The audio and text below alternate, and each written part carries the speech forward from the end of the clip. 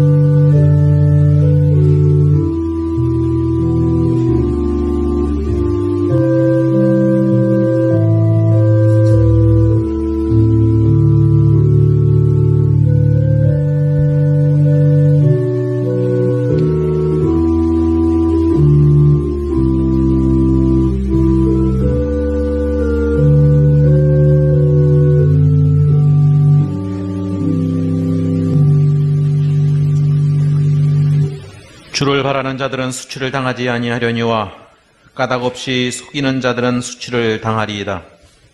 여호와여, 주의 도를 내게 보이시고 주의 길을 내게 가르치소서. 주의 진리로 나를 지도하시고 교훈하소서. 주는 내 구원의 하나님이시니 내가 종일 주를 기다리나이다. 여호와여, 주의 긍휼하심과 인자하심이 영원부터 있었사오니 주여 이것들을 기억하옵소서. 여호와여, 내 젊은 시절의 죄와 허물을 기억하지 마시고 주의 인자하심을 따라 주께서 나를 기억하시되 주의 선하심으로 하옵소서. 여호와는 선하시고 정직하시니 그러므로 그의 도로 죄인들을 교훈하시리로다. 저희를 사랑하시는 하나님 아버지, 오늘도 주님 앞에 예배를 드릴 때 저희의 산란했던 마음들을 정돈케 하시고 신령과 진정으로 하나님을 예배할 수 있도록 저희들을 주장하옵소서. 예수님의 이름으로 기도합니다. 아멘. 다 같이 일어나셔서 찬송가 73장 부르겠습니다.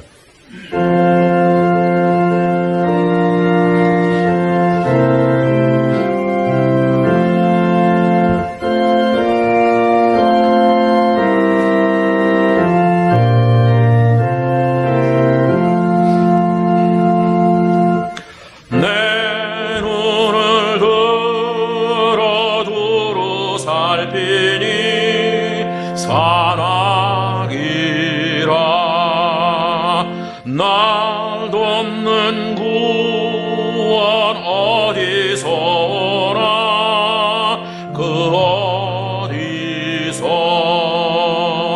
하늘과 땅을 지은 여호와 날 도와주심 확실하도다. 주께서 가는 곳마다 지키시며 졸지도 않고 깨어 계셔서 늘 지키네. 이스라엘을 지키시느니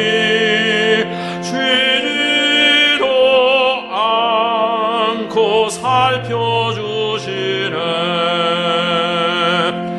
여호와 나의 보좌시니 늘 지키며 오른팔 들어 보호하시고 그를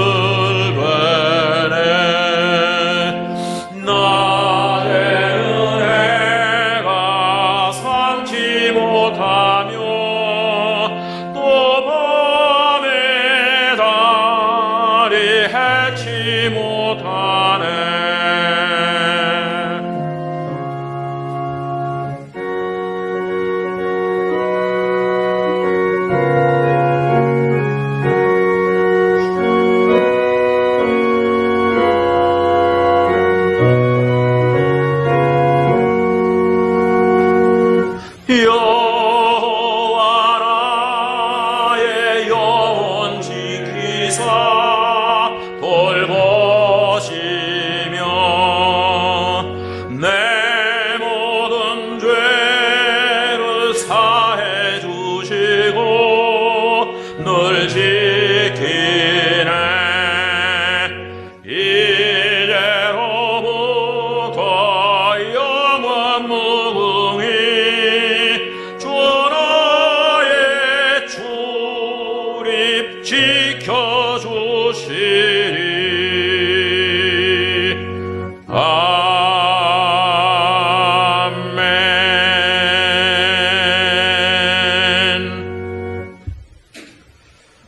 삶을 돌아보며 하나님 앞에 참회 기도를 잠시 통성으로 드리겠습니다.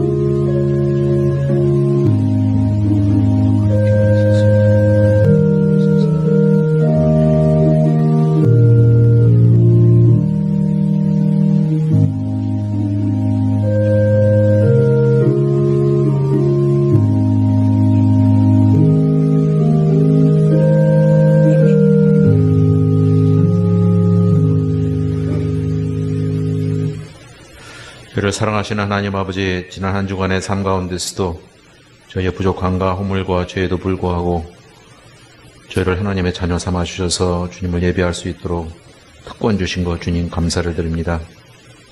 특별히 힘들고 어려운 기간 가운데서 저희들이 세상 풍조에 휩쓸리지 않고 아버지 하나님이 저희의 영혼을 깨끗게 정케할 수 있도록 저희들을 주장하여 주시옵기를 원합니다. 저희의 부족함으로 인해서 때로는 하나님을 배반하고 또 하나님의 뜻을 거스리는 삶을 저희들이 고백합니다.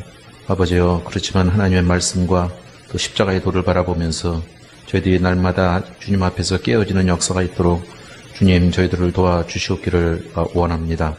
아버지여, 저희들의 남은 인생 또한 세상이 흘러가는 대로 두게 마시고 아버지 하나님이여, 하나님 말씀 가운데서 바로 깨어서 하나님의 뜻에 합당한 삶을 살아갈 수 있도록 주님 저희들을 주장하여 주시옵기를 원합니다.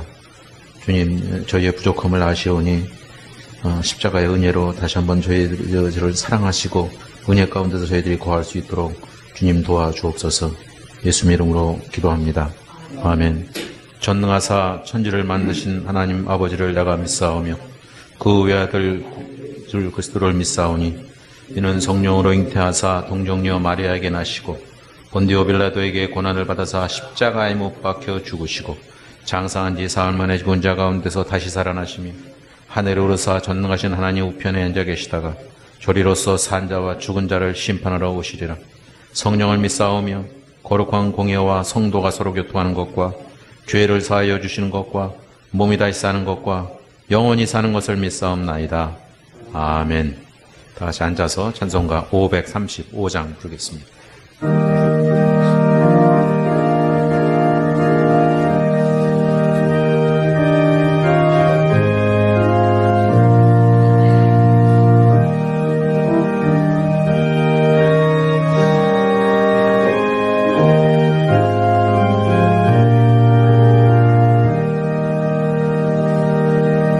주의 수대문 밖에 기다려 섰으나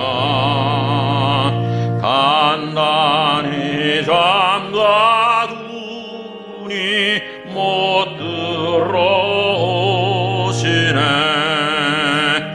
나 주를 믿노라고 그 이름 문 밖에 세워두니 참 나의 수치라. 문 두드리는 손은 못 박힌 손이요 또다시 멸려가는 그 이마 둘렀네. 이처럼 기다리심 참 사랑이로다.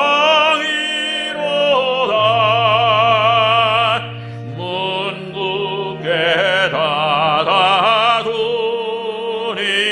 한없는 내 죄라. 주의 수방고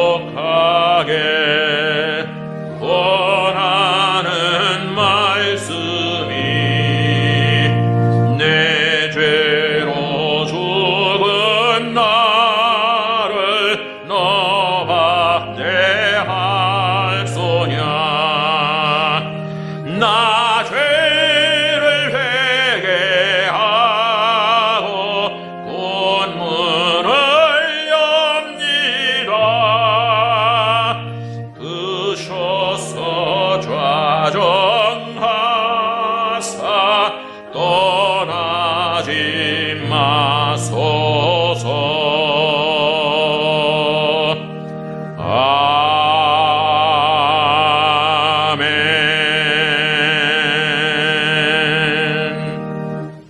같이 기도드리겠습니다. 오늘도 살아계셔서 저희들을 지켜주시는 사랑의 하나님 아버지, 하나님의 은혜와 사랑의 진심으로 감사드립니다. 우리의 삶이 주를 찬양하오니 주여 영광 받으시옵소서. 주의 피로 구속받은 형제 자매들이 한자리에 모여 간격으로 드리는 찬양과 경배를 드리는 그날이 빨리 와 주시기를 바랍니다. 코로나가 이 땅에 소멸되게 하시고 모든 성도가 같이 나와서 함께 예배드릴 수 있는 올 한 해가 되게 하옵소서.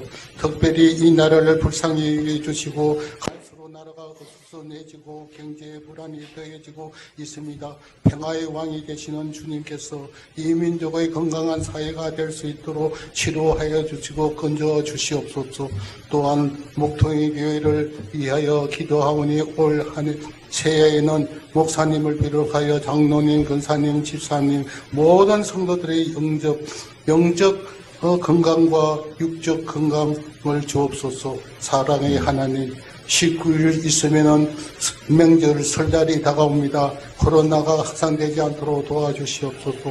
우리의 이웃을 돌아볼 수 있는 저희가 될 수 있도록 도와주시옵소서. 모든 은사 중에 어떤 사랑의 은사가 받게 도와주시고 주님 저희에게 세상의 빛이 되게 하소서니 저희에게 빛의 소망을 감당할 수 있는 축복하여 주시옵소서.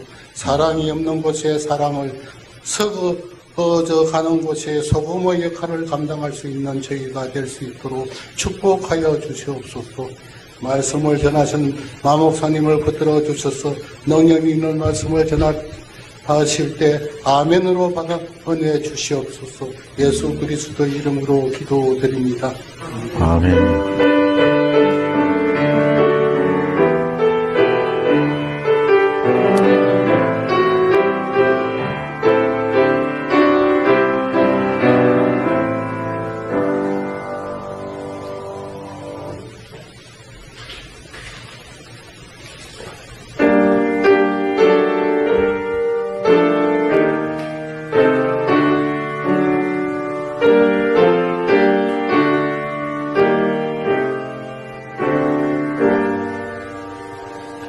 너 하나님께 이끌리어 일평생 주만 바라면 너 어려울 때 힘 주시고 언제나 지켜주시리. 주 크신 사랑 믿는 자 그 반석 위에 서리라. 너 설레는 맘 가다듬고 희망 중 기다리면서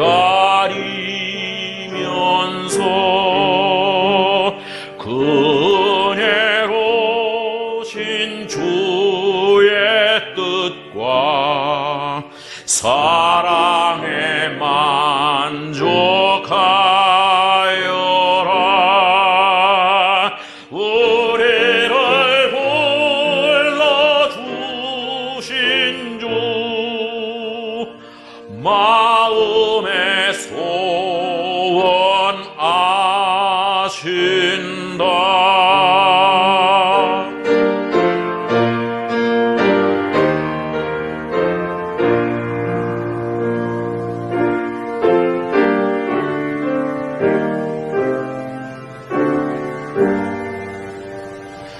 주 찬양하고 기도하며 내 본분 힘써 다하라. 주 약속하신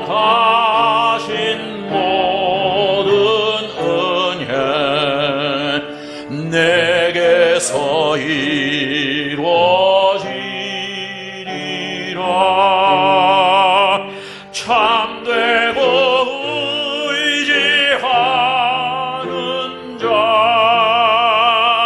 주께서 기억하시리.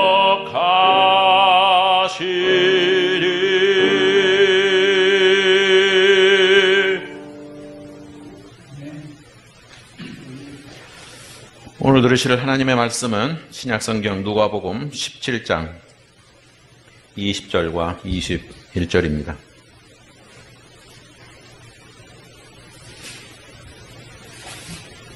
누가복음 17장 20절과 21절입니다.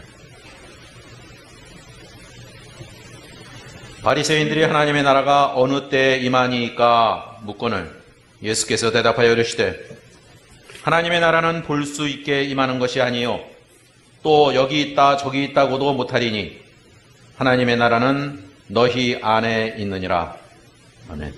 새해 첫째 주에 축복의 비결이 우리가 구하는 그 우선순위가 하나님이 원하시는 순서가 되어야 된다는 말씀을 드렸죠. 즉 우리 삶의 우선순위가 하나님의 나라와 의를 구하는 것이 우리의 우선순위 1순위가 되어야 된다는 말씀을 드렸습니다.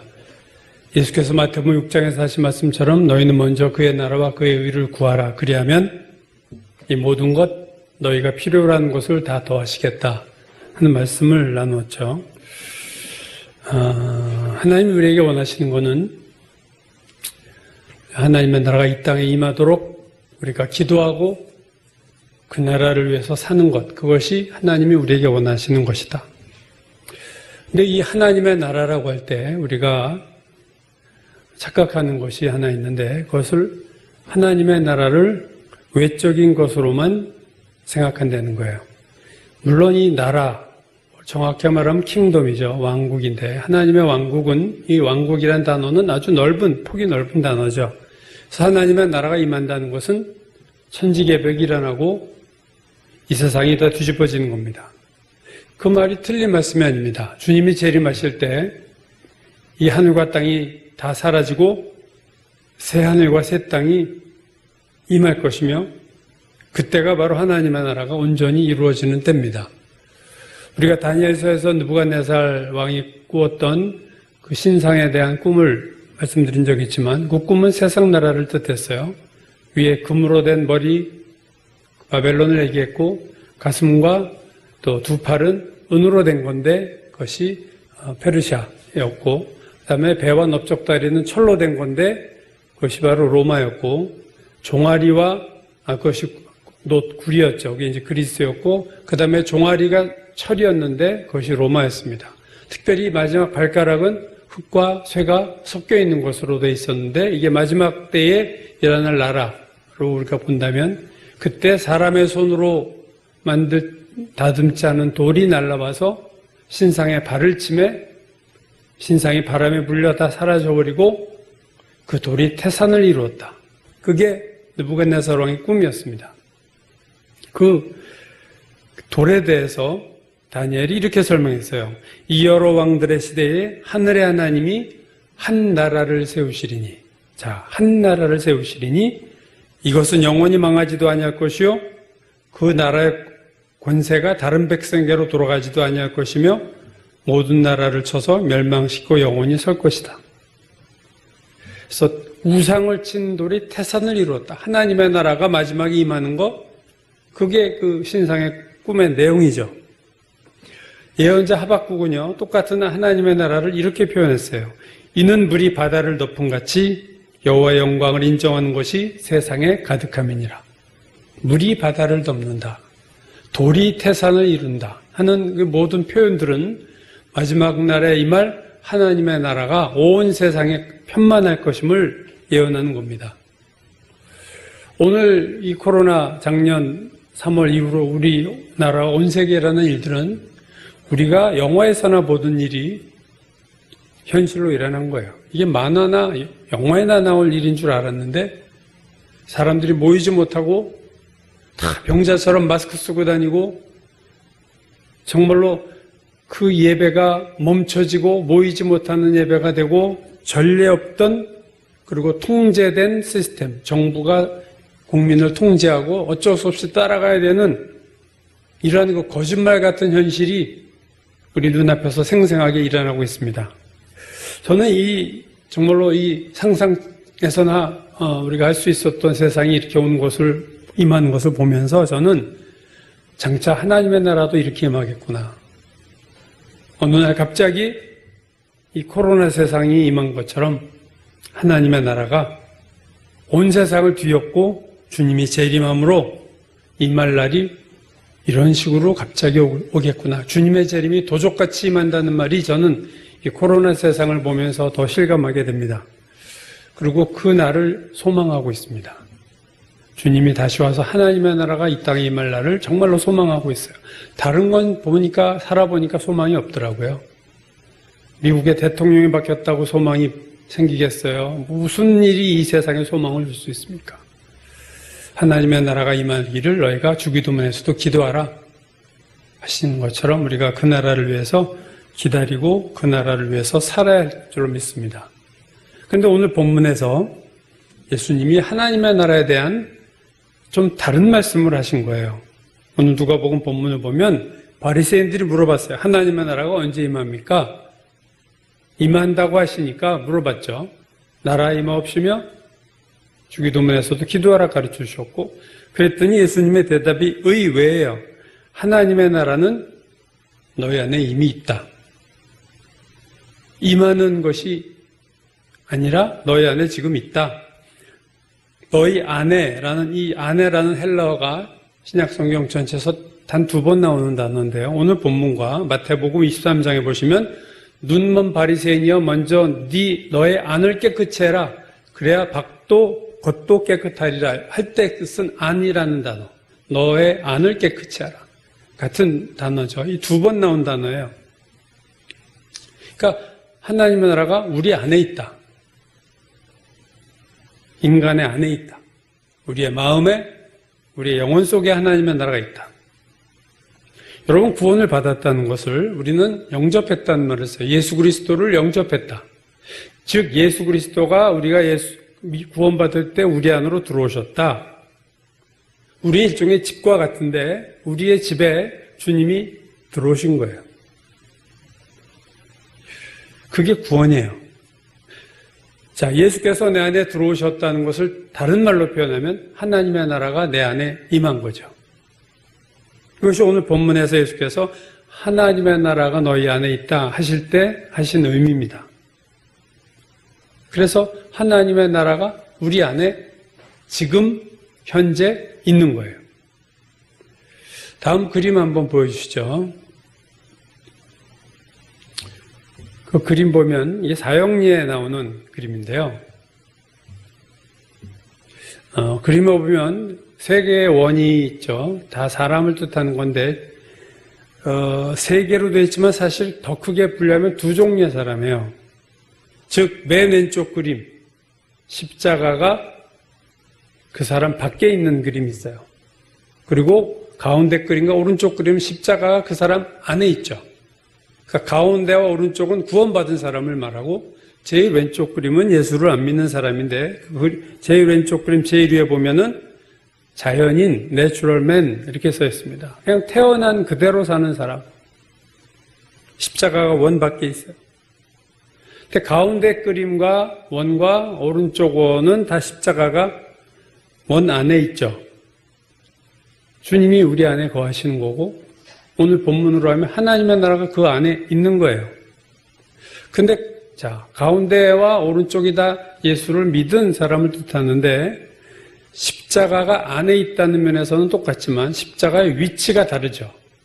가운데 원에 있는 사람은 십자가가 의자에 앉아 있습니다. 즉 그 사람의 삶에 왕이 되고 있다 하는 것이고 영어로 에고라는 단어, 나라는 뜻인데 그거가 그 이가 의자 밑에 있어요. 무릎을 꿇고 있습니다. 그러니까 나는 주님 아래에 이렇게 앉아 있고 주님이 내 인생에 내 삶의 의자의 주인으로서 왕으로서 앉아 계신 거예요. 그래서 제일 위에 보면은 그 사람의 이름을 spiritual man, 영적인 사람이다.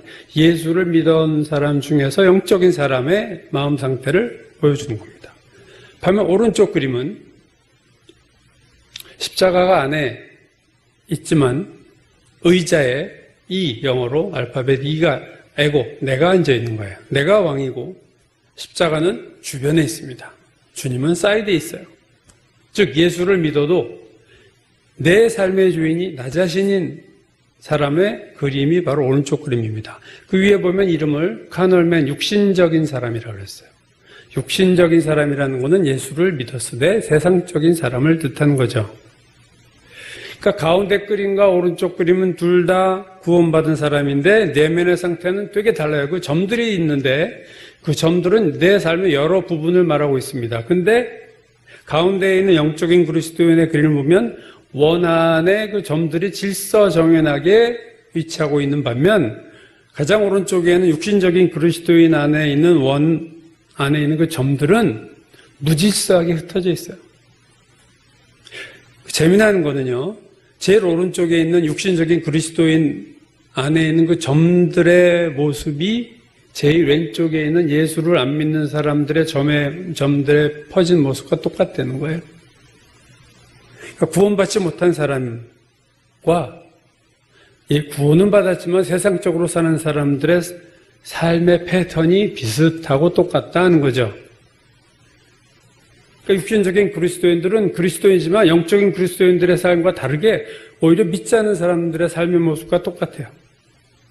또 그림 위에 보면 그 사람의 마음의 상태가 나와 있는데 가운데 영적인 그리스도인은 평화, 능력, 기쁨, 그렇죠? 그리고 목적이 분명함, 뭐 이런 삶을 사는데 오른쪽의 육신의 그리스도인들과 왼쪽에 믿지 않는 그리스도인들의 마음 상태가 똑같아요. 두려움, 염려, 그리고 많은 죄들. 그러니까 참 저 그림에서 우리가 알게 되는 건 육신적인 그리스도인은 십자가가 원안에 있다는 것 빼고는 믿지 않는 자들의 삶과 전혀 다를 것이 없어요. 육신적인 그리스도인은 하나님의 나라가 그 안에 있고 주님이 그 안에 있기는 하지만 자기 자신이 왕노릇함으로 인해서 하나님의 나라는 그 안에서 위축되어 있고 예수를 믿기만 할 뿐이지 사는 삶의 모습은 믿지 않는 자들과 똑같다.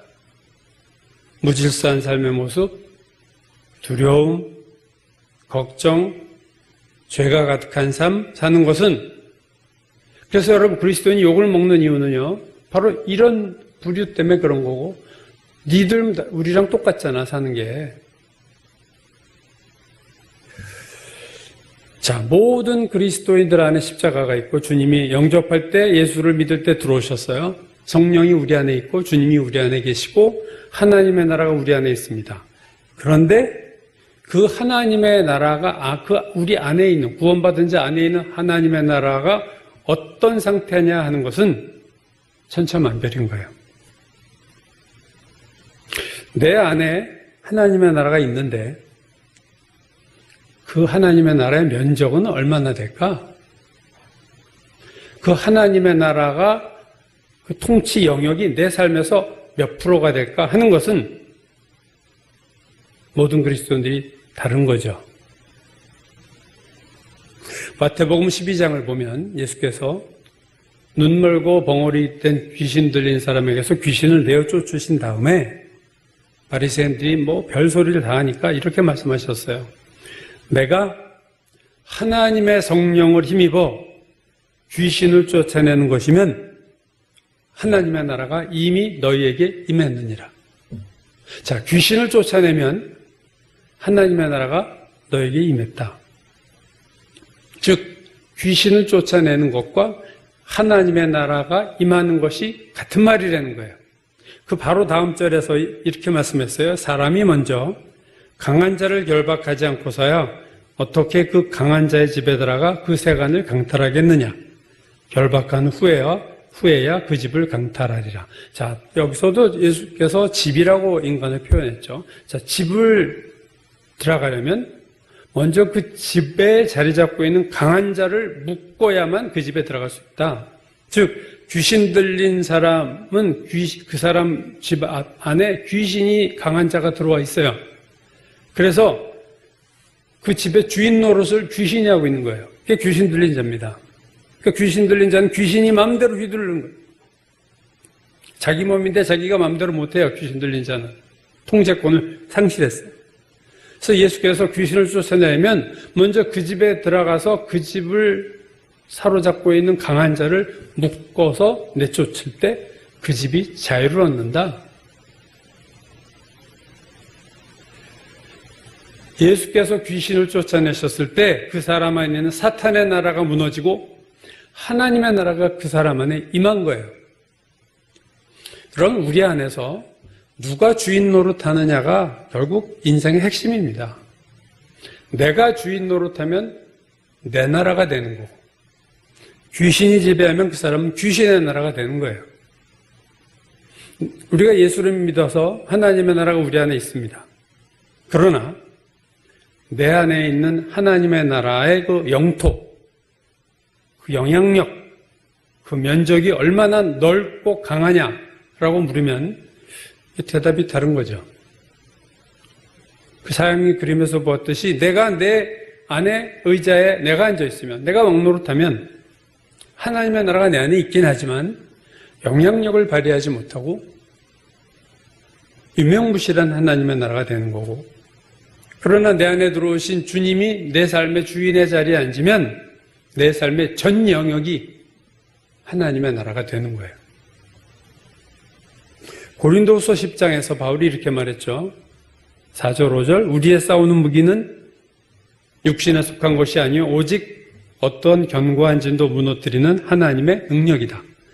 모든 이론을 무너뜨리며 하나님 아는 것을 대적하여 높아진 것을 다 무너뜨리고 모든 생각을 사로잡아 그리스도에게 복종하게 하니, 이 본문에 대한 얘기 제가 한번 한 적이 있는 것 같은데, 이 단어에, 이 문장에 보면 바울이 싸움, 무기, 요새, 즉 전쟁 얘기라고 있어요. 근데 이 전쟁이 어떤 전쟁이냐, 어디서 일어나는 전쟁이나 우리 안에서 일어나는 전쟁을 바울이 설명하고 있어요.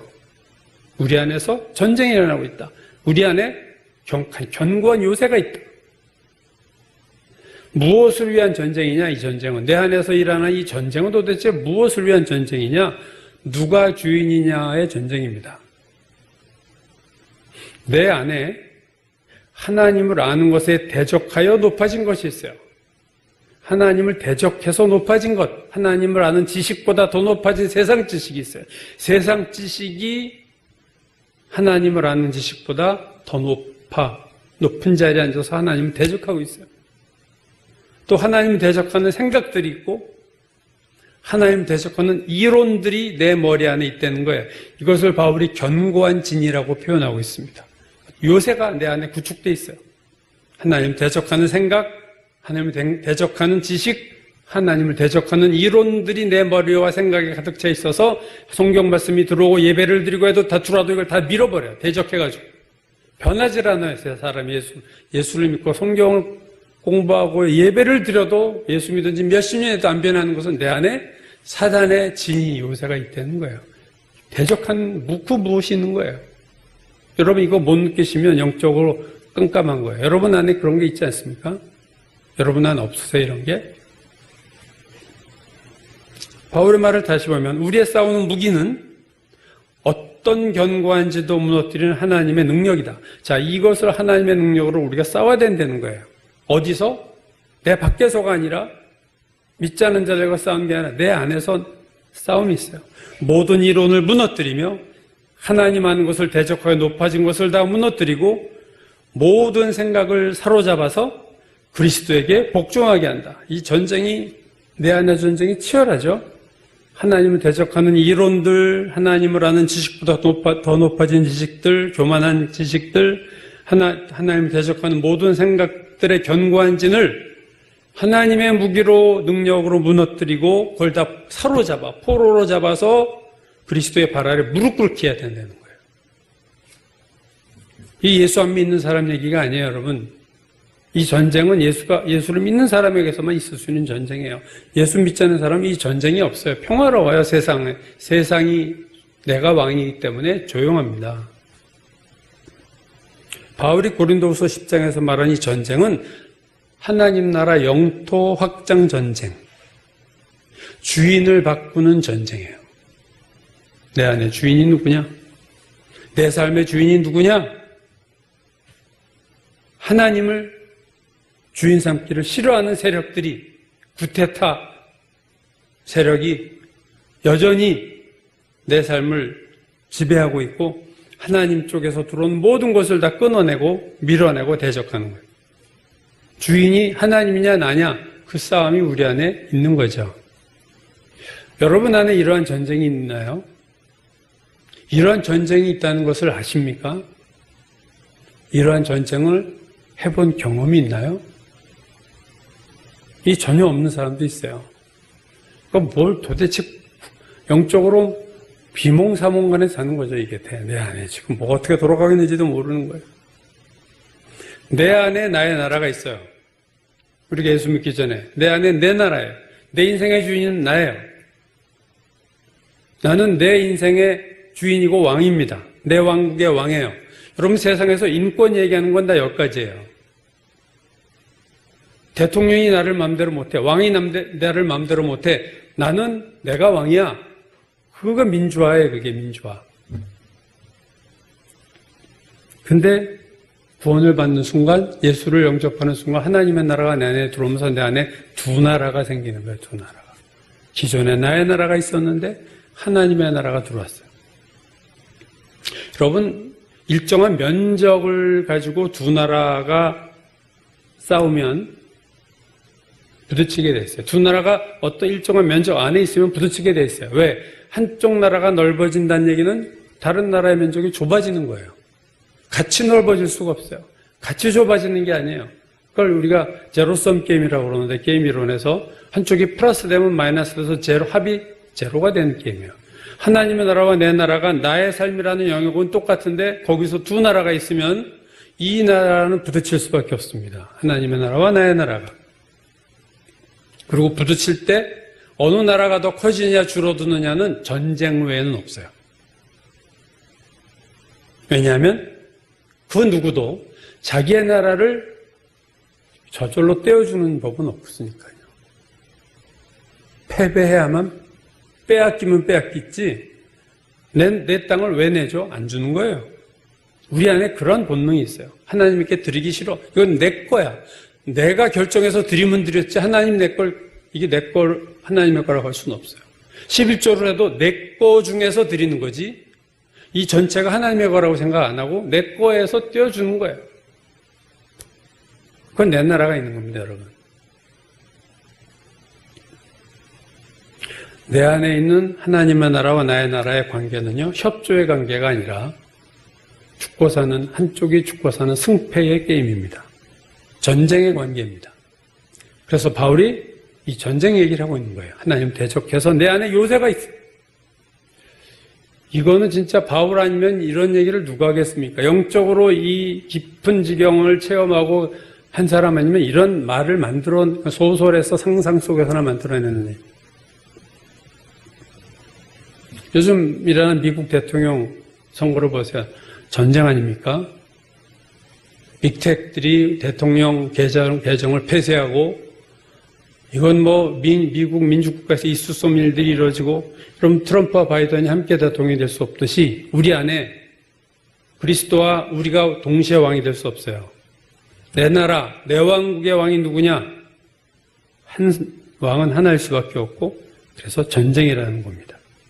내가 예수를 믿었지만 내 안에는 전쟁이 일어나고 있어요. 주인 전쟁. 누가 내 인생의 주인이냐?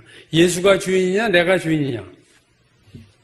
아마 거의 모든 그리스도인들의 안에서 이 싸움이 지금도 일어나고 있습니다. 싸움으로 인식하지 못할 뿐이지 내가 영적으로 둔해서 그 싸움은 일어나고 있고, 내가 지금 막 하나님의 것들을 밀어내면서도 내가 신앙생활 잘하고 있다고 착각하는 경우가 얼마든지 가능한 거예요. 평생 이 전쟁을 하다가 죽는 그리스도인들이 얼마나 많겠어요. 죽을 때까지 내가 내 인생의 주인 노릇하면서 죽는 사람, 그리스도인들이 얼마나 많겠어요. 교만함 생각, 이론들, 강력한 진을 내 안에 형성하고 주님이 내 인생의 주인 되는 것을 계속 밀어내면서 제가 이렇게 드릴게요, 주님. 제 걸 알아서 드릴게요, 주님. 이러지 주님 이거 주님 겁니다라고는 안 한다는 거예요. 얼핏 보면 신앙 좋은 것 같지만 주인은 나인 겁니다. 여러분 누가 지혜로운가요? 하나님의 나라를 내 안에서 거절하면서 끝까지 버티고 내가 왕노릇하는 자가 지혜롭습니까? 아니면 하나님께 내어드리고 하나님 내 인생의 왕이 되게 하시는 자가 지혜롭습니까? 여러분 생각해 보세요. 하나님과 우리가 상대나 되는 존재입니까? 하나님을 이길 자가 아무도 없어요. 그 하나님과 싸우는 게 우리에게 유익이 되겠습니까? 우리가 예레미야서 배워서 알지만 예레미야가 남유다가 망하기 직전에 몇 왕들에게 계속해서 한 말이 뭐냐면 빨리 바벨론에게 항복해라. 하나님이 이 중동의 대세를 바벨론에게 넘기셨다. 너희들 빨리 바벨론에게 그냥 항복해라. 근데 남유다의 왕들 끝까지 친애국 정책을 쓰고 바벨론 얘기하는 예레미야를 감옥에 가두고 때리고 하면서 바벨론 오고 정면 승부를 했어요. 결과가 뭡니까? 처참한 패배. 아주 참상이 일어난 거예요. 만약에 남유다가 바벨론에게 미리 항복을 했다면 똑같은 패배지만 예루살렘 성벽도 그대로 있을 것이고 당연히 예루살렘 성전에서도 그대로 있을 것이고 죽는 사람 없고 왕도 괜찮았을 텐데 끝까지 싸우다가 느부갓네살이 쳐들어와가지고 어떻게 했어요? 왕의 눈을 빼버리고 끌고 가버리고 성 다 무너뜨리고 예루살렘 성전 다 불태워버리고 다 포로로 질질질 끌려가고 수많은 사람 죽여버렸습니다. 항복, 주님께 항복하는 게 최선이에요. 사도행전 26장 보면은 바울이 헤롯 아그리빠 왕과 베스토 로마 총독 앞에서 증언하는 장면에서 자기 다메섹으로 가던 길에서 예수 그리스도를 체험한 간증을 하던 중에 바울이 이런 얘기를 해요. 우리가 다 땅에 엎드러짐에 다메섹에서 일어난 일이다. 우리가 다 땅에 엎드러짐에 내가 소리를 들으니 히브리 말로 이르되 사울아 사울아 내가 어찌하여 나를 박해하느냐. 주님의 목소리죠. 가시채를 뒷발질하기가 내게 고생이니라. 가시채를 뒷발질하느라고 네가 참 고생 많이 한다. 가시채라는 거는요, 소를 이렇게 다루려고 나무 막대기 끝에 가시를 달아놓은 거예요. 또는 채찍 끝에 가시를 달아놓은 거예요.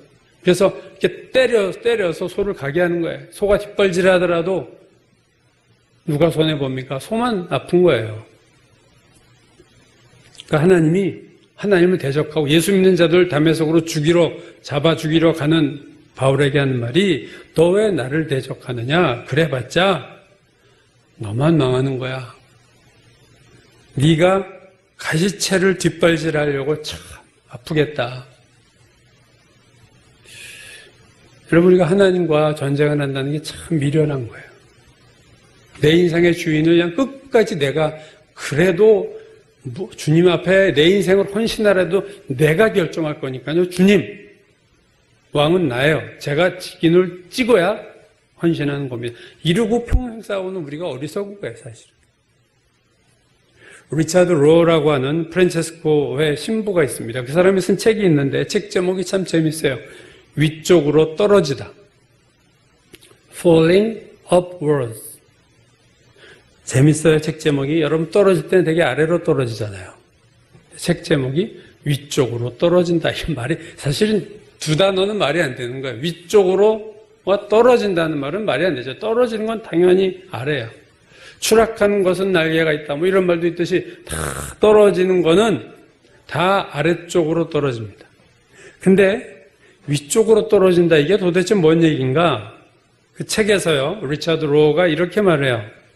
미안한 말이지만 당신은 넘어지고 추락해야 한다. 예, 미안한 얘기지만 참 이런 얘기해서 안 됐지만 당신은 넘어지고 추락해야 된다. 그저 실패와 추락에 대한 글을 읽는 것 가지고는 안 된다. 아, 이렇게 해서 간증책에서 이 사람이 이렇게 망했구나. 이 정도로는 안 된다는 거예요. 당신은 넘어지고 추락해야 한다. 얼마 동안은 실제로 당신의 운전 속에서 쫓겨나야 한다. 그렇지 않으면, 이렇게 쫓겨나지 않으면 진짜 안내인에게 자기를 내어 맡기는 법을 끝내 배우지 못할 것이다. 내 인생의 운전대에서 한번 내려와야 된다는 거예요. 그렇지 않으면 진짜 안내인, 이게 하나님이죠. 그래서 하나님에게 나를 맡기는 법을 끝까지, 죽을 때까지 못 배운다는 거예요. 추락과 몰락은 필수 과정이다. 이것은 반드시 필요한 고통이다. 그가 위쪽으로 떨어진다라고 쓴 이유는요, 이 위쪽으로 떨어지는 추락이라는 것은 하나님을 만나는 추락의 의미를 얘기하고 싶은 거예요. 추락을 했는데 하나님을 만나. 하늘에 있는 하나님을 만나. 아래로 떨어지는 게 아니라. 그래서 아래로 추락하는 게 아니라 위쪽으로 추락한다. 우리의 실패와 우리의 좌절과 우리의 고난이 하나님을 만나기 위한 것이라면 그것은 위로의 추락이라는 거예요. 리차드 로우가 이렇게 말해요. 내가 하나님께 항복하기 위해서는 내 능력과 내 수단과 내 방법이 막혀야 된다. 인생에서 막다른 골목을 만나서 무언가를 잃어버려야 한다. 잃는다는 것은 축복이다. 여러분 생각해 보세요. 나의 확실한 안전지대가 내 삶에 있습니다. 우리가 하나님 의지할까요? 내가 건강하고, 내가 능력이 있고, 내가 경험이 많고, 내가 지식이 있고, 내 재산이 많고, 돈이 많고, 인맥이 좋아요. 그래서 안전지대가 확실하게 있습니다. 이것들이 나를 다 지켜주고 있어요. 나의 건강과 능력과 경험과 지혜와 재산과 인맥이 나를 지켜주고 있어요. 근데 내가 내 인생의 왕의 자리를, 자리를 하나님께 내줄 수 있을까요? 그가 목사가 아니라 그 목사 이상은 누가 된다 하더라도. 그럴 수 없습니다. 왕의 자리를 스스로 내어주는 사람은 없어요. 떨어져 봐야, 실패해 봐야, 내가 별거 아닌 것을 알아야, 내가 지키려고 해도 내 인생에 지켜지는 것이 아니라는 것을 깨달아야 그때 맡기는 법을 배우는 거예요. 내가 지킬 수 있는데 왜 남에게 내 걸 맡기겠습니까? 그게 상식적인 게 아니잖아요. 그러나 우리의 안전지대가 무너지면, 내가 추락하면 그때 하나님을 비로소 찾습니다. 그게 위로 떨어지는 추락이에요. 제가 볼 때. 근데 어떤 사람은요, 고난과 실패를 경험하는데도 하나님을 찾지 않아요. 그거는 위로 떨어지는 추락이 아니라 아래로 떨어지는 추락이에요. 그냥 실패로 그건 아무 영향가 없는 고난이죠. 여러분, 하나님께 항복해야 되는데 우리가 먼저 무너짐을 경험해야 돼요. 그래서 우리 자녀를 위해서 기도할 때 여러분 참 지혜롭게 기도하셔야 됩니다. 우리 아들 성공해 주시고 잘 되게 해주시고 그래서요. 하나님 없어도 잘 살고 있는데 그래서 우리 자녀가 왜 하나님 앞에 오겠어요? 그렇다고 우리 자녀가 죽을 쓰고 완전히 그냥 개패듯 해주시고 그렇게 얘기할 수 없잖아요. 또 이 코스는요 누구나 이 과정이 필요한 거예요. 주님 앞에 오려면 이게 필수 과정이에요. 특별히 면제될 수 있는 게 아니에요. 누구와. 여러분 왜 고난이 위장된 축복이다. 이게 여러분 말장난이 아닙니다. 사실인 거예요. 인간이란 존재는 고난을 통해서만 하나님 앞에 무릎을 꿇고 자신의 인생의 왕권을 하나님 앞에 내어놓는 거예요. 고난 없이 내 스스로 내가 안전지대가 있고 내가 확실하게 나 혼자도 잘 살 수 있고 내 인생이 내 능력으로 잘 되는데도 주님 나의 주인이 되십시오 할 수 있는 사람이 있나요? 한 명도 없어요. 하나님께서 우리에게 고난을 주시는 게 우리를 괜히 괴롭히시려고 고난 주시는 게 아닙니다. 그 고난은 100% 우리 자신을 위한 거예요.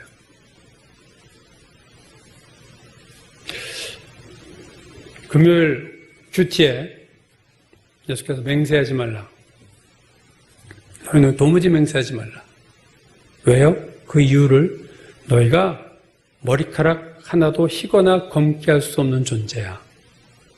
그렇기 때문에 맹세하지 마. 맹세란 반드시 내가 뭐뭐 하리라. 이게 맹세예요. 영어에서 I will surely. 나 분명히 이렇게 할 거야. 나 이렇게 할 수 있어. 근데 예수님 말씀 거예요. 1분 1초 후에 뭐가 일어날지도 모르는 너희가 할 수 있는 말이 아니다. 그 말은. 여러분 성경에서 맹세를 했던 것이 베드로입니다. 예수께서 너희가 나를 다 배반하고 흩어질 거다.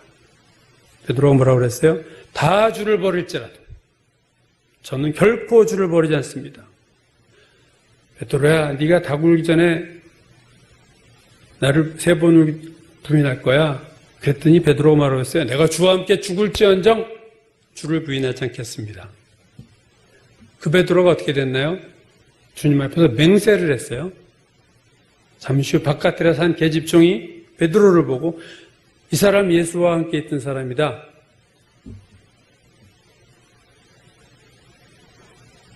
그래서 베드로가 뭐라고 대답했냐면 성경 보면은요, 마태복음에 보면 베드로가 맹세하고 부인하여 이르되 나는 그 사람을 알지 못한다. 맹세를 했어요. 아까도 맹세했는데 이번엔 반대편에 또 맹세를 하죠. 맹세하고 부인하여 가로되 나는 그 사람을 알지 못한다. 이 일이 있은 다음에 요한복음 마지막 장면에서 부활하신 주님이 물고기 잡고 있던 제자들에게 나타나서 베드로와 3번의 대화를 주고받는 명장면이 나오죠. 저는 참 잊을 수 없는 장면입니다. 예수께서 베드로에게 물으세요. 요한의 아들 시몬아, 네가 이 사람들보다 나를 사랑하느냐? 네가 나를 사랑하느냐? 네가 나를 사랑하니? 3번 물으셨어요. 이 3번의 질문에 대해서 베드로가 뭐라고 대답했나요? Yes, 네. 제가 주님 사랑하는 줄 주님이 아십니다. 네, 주님. 제가 주님 사랑하는 줄을 주님이 아십니다. 네, 주님. 제가 주님 사랑하는 것을 줄을 주님이 아십니다.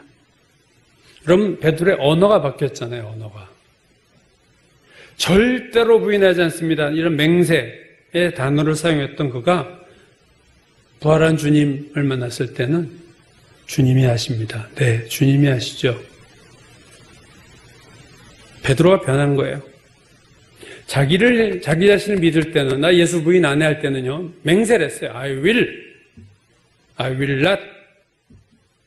절대 그러지 않습니다. 근데 그게 사라졌어요. 그의 언어가 사라졌어요. 나는 주님을, 네가 나를 사랑하니 했을 때도, 저 주님 사랑해요, 주님.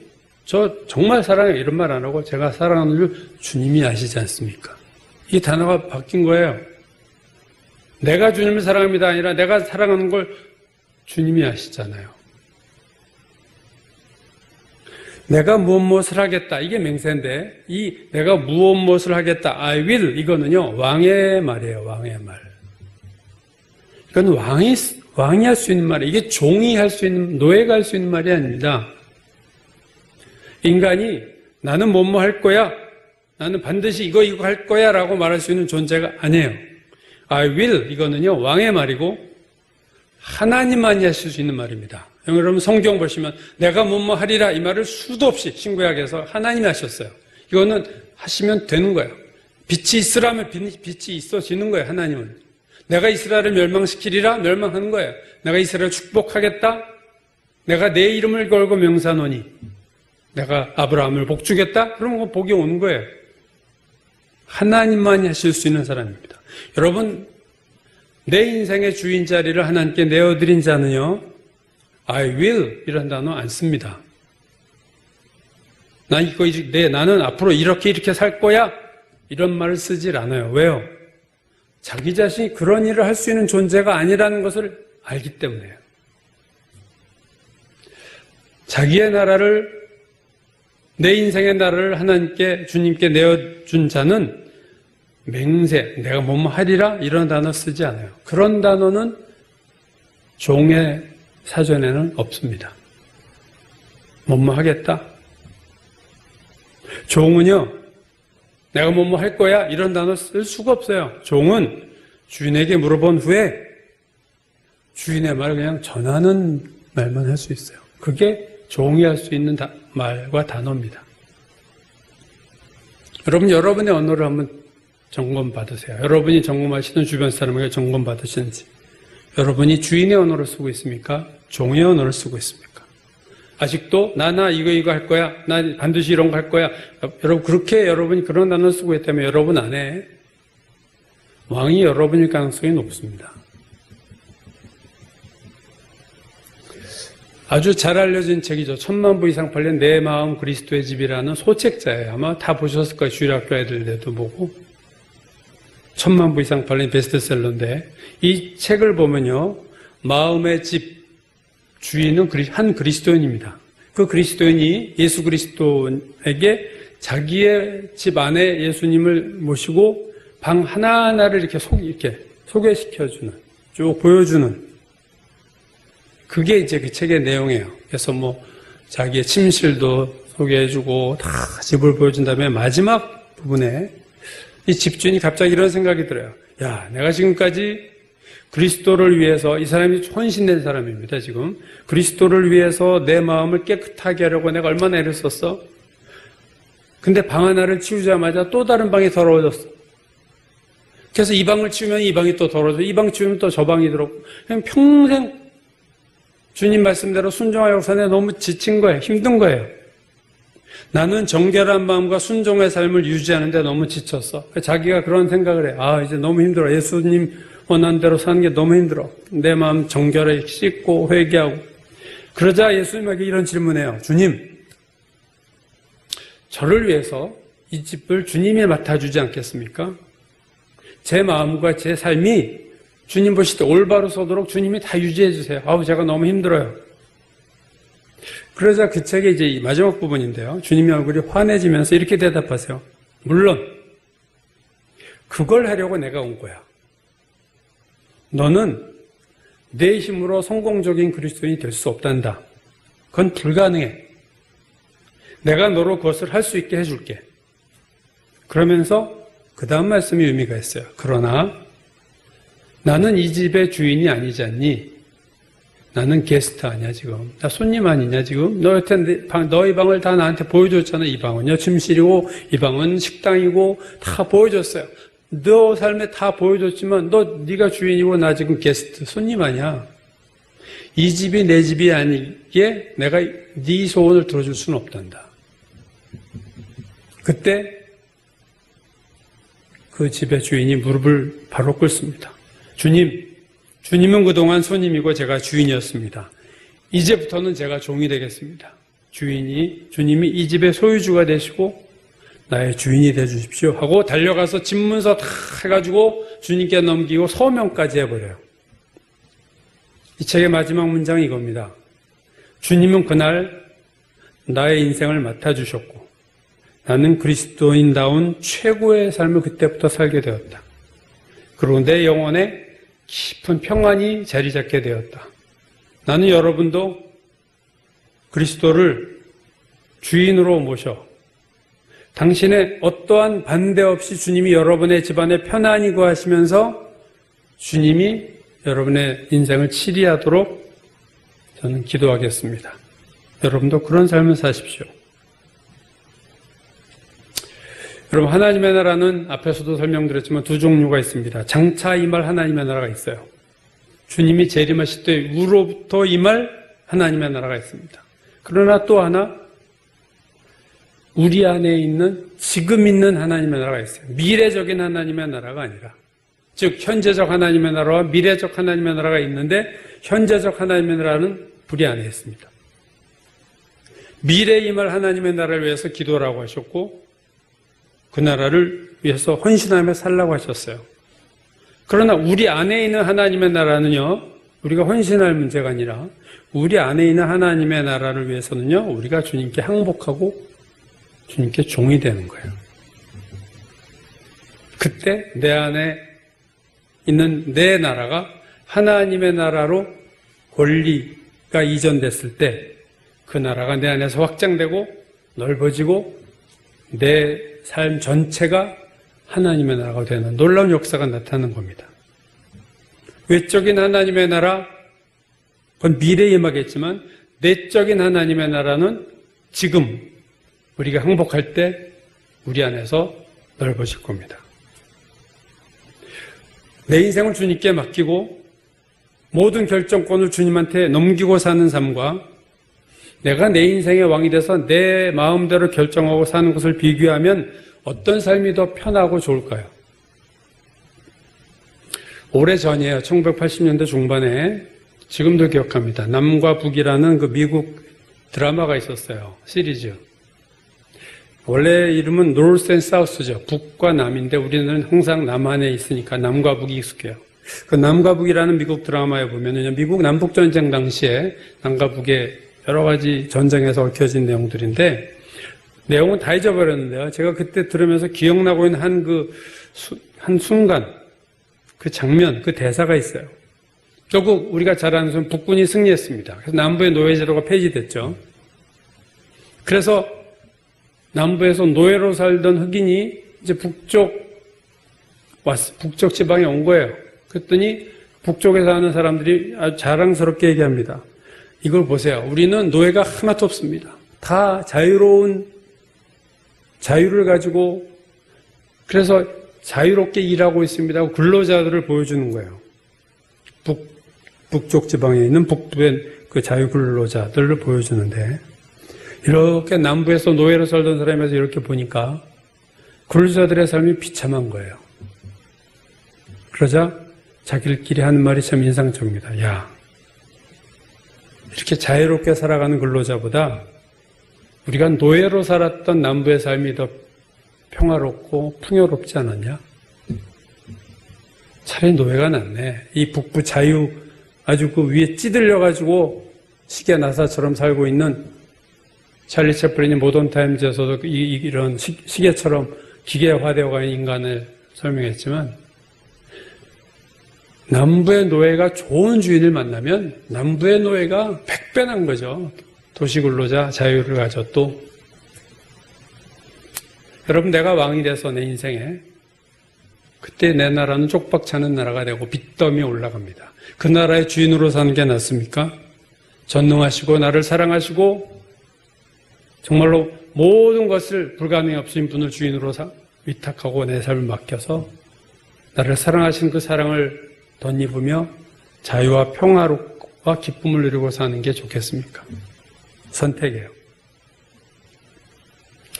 아직도 내 인생에서 왕노릇 하시는 분이 있다면 저는 그 자리에서 속히 내려오시기를 권합니다. 주님을 왕으로 모시고 그 여러분의 인생을 주님 앞에 드리면 여러분 놀라운 하나님의 축복을 주인이 바뀌는 순간 우리가 그때부터 체험하게 될 겁니다. 제가 새해 들어서 첫 번째 설교가 삶의 우선순위를 바꿔라. 축복의 비결의 첫 번째는 그거였어요. 삶의 우선순위를 바꾸십시오.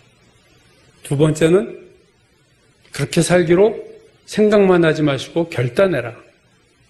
다니엘의 결단처럼 결단하십시오 했어요. 오늘 세 번째 축복의 비결은요. 여러분이 항복하셔야 돼요. 하나님 앞에.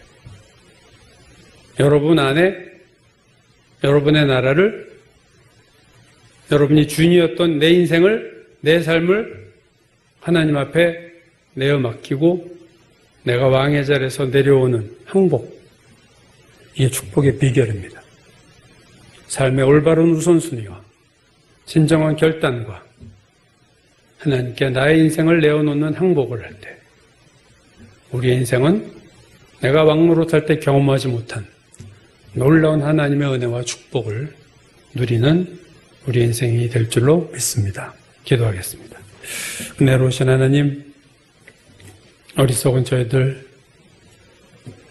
깨우쳐 주시고 주인 노릇하려고 피곤하고 힘들게 산 우리 인생들, 고달픈 인생 그 자리에 이제 그 왕의 자리를 주님께 내어드리고 주님의 종으로 사는 그 복을 누리는 하나님의 참 백성 되게 축복하여 주옵소서.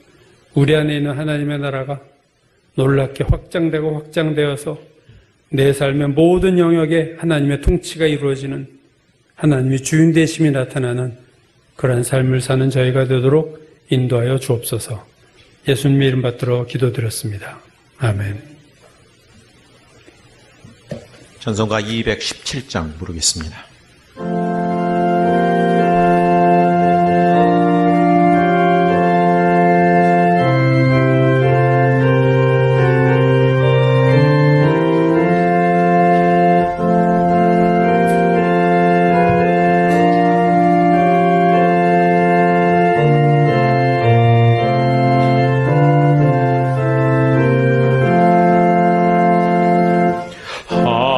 하나님이 말씀하시기를 내 마음을 나에게 바치어라.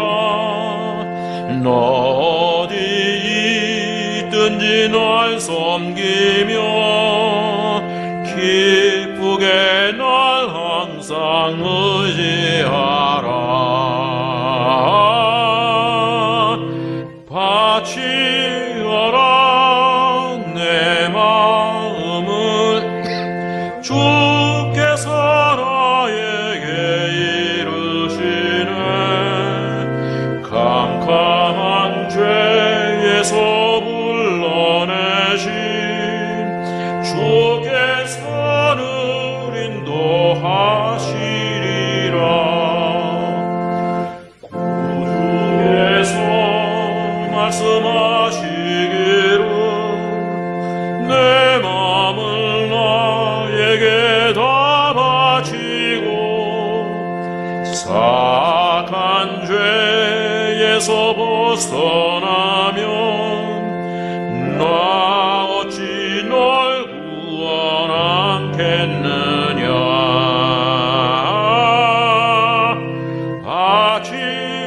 바치어라 내 마음을 주께서 나에게 이르시네. 캄캄한 죄에서 불러내신 주께서는 인도하시리라.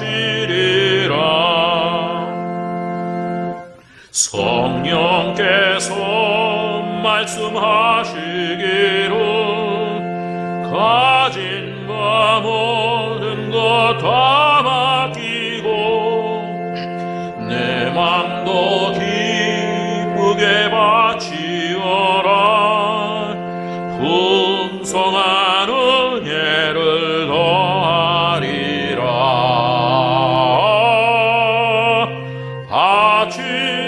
바치어라 내 마음을 주께서 나에게 이르시네. 캄캄한 죄에서 불러내신 주께서는 인도하시리라. 아멘.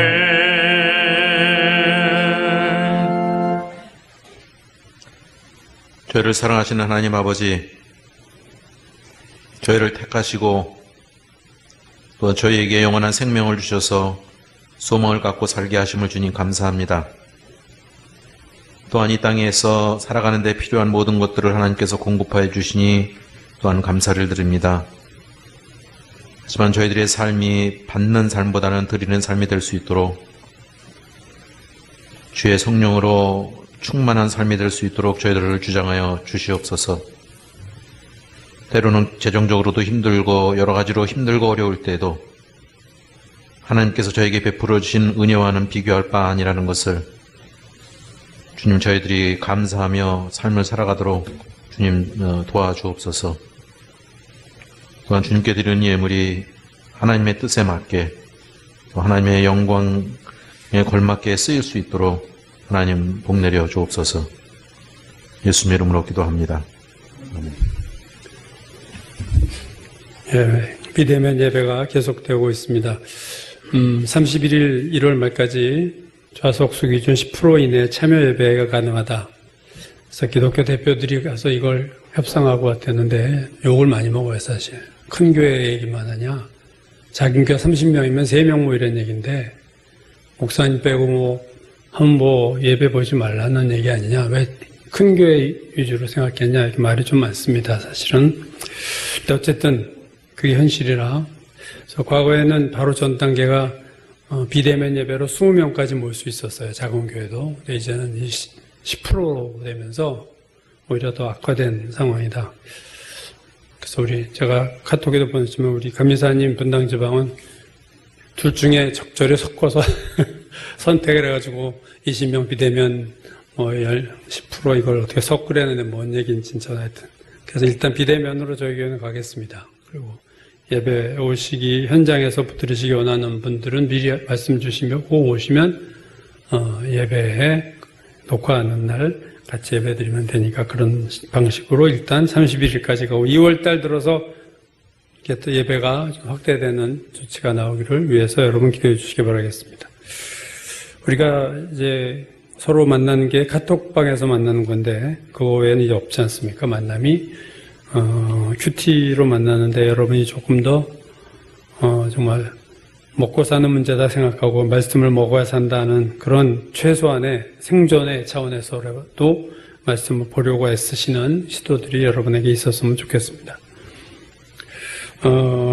나라를 위해서 또 정말로 이 경제와 코로나와 예배와 모든 걸 위해서 기도해 주시고 탄자니아 두 분의 선교사님과 파키스탄 두 분 우리에게 부탁하신 3가지 기도 제목 한국고등학교 아이들 위해서 기도해 주시고 우리 교회의 큐티 모임 이게 끊어지지 않고 잘 활성화될 수 있도록 기도해 주시고 오늘 함경식 집사님 가정 기도할 차례입니다. 두 분의 믿음과 건강을 위해서 직장 생활을 위해서 또 형범이 이제 운전병 아마 특기가 그건 것 같아요. 그래서 이제 그 훈련 받고 있고 자대 배치가 어디로 될지 모르는데 하여튼 이 자대 배치 제대할 때까지 있을 때니까 여러분 잘 거기 사람들도 맞아야 되고 위해서 기도해 주시기 바라겠습니다.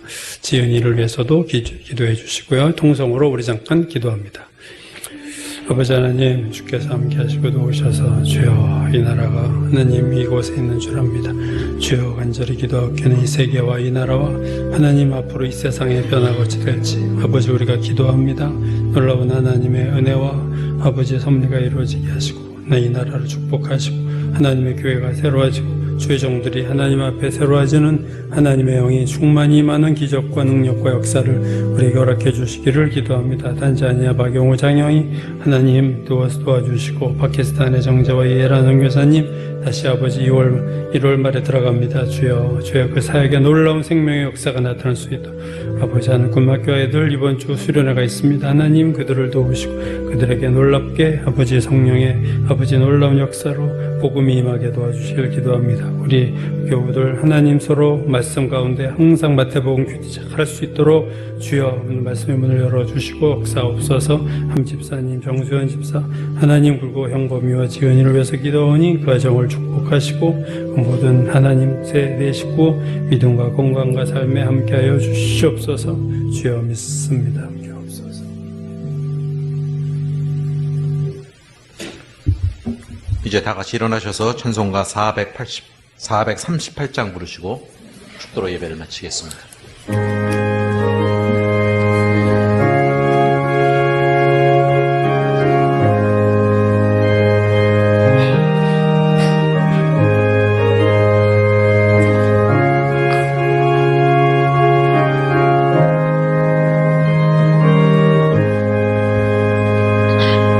내 영혼이 은총 입어 중한 죄지 얻고 보니 슬픔 많은 이 세상도 천국으로 가도다.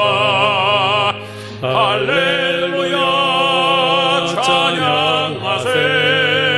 내 모든 죄 사함받고 주 예수와 동행하니 그 어디나 하늘나라 주의 얼굴 뵙기 전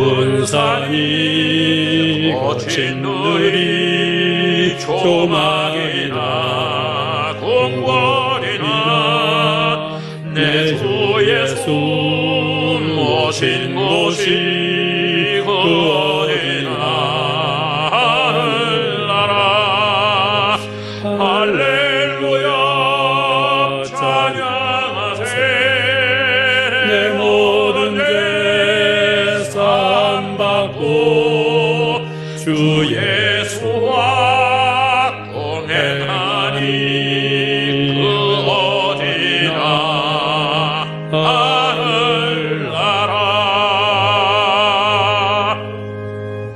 기도하겠습니다. 하나님, 높은 산이든 거친 들이든 초막이든 궁궐이든 장소와 상관없이 주 예수를 주님으로 모신 곳이 하늘나라가 된다 하셨습니다. 하나님, 내 인생이, 내 삶이 오직 주님만을 나의 삶의 주인으로 모시고 삶으로 말미암아 먼저 내 안에 하나님의 나라가 임하게 하시고 내가 가는 곳마다 하나님의 나라가 임하는 놀라운 역사가 주님의 사랑하는 백성들에게 허락해 주시기를 간절히 바라고 기도합니다. 내 안에서 일어난 이루어진 하나님의 나라가 내가 가는 모든 곳, 내가 만나는 모든 사람들 속에서 그 나라가 드러나고 나타나고 아버지 임할 수 있도록 역사하여 주옵소서.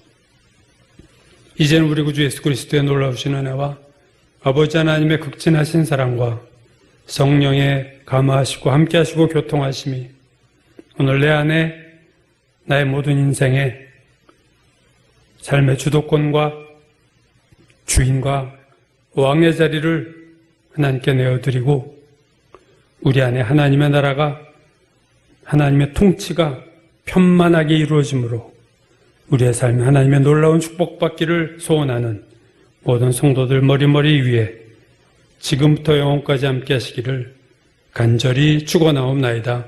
아멘.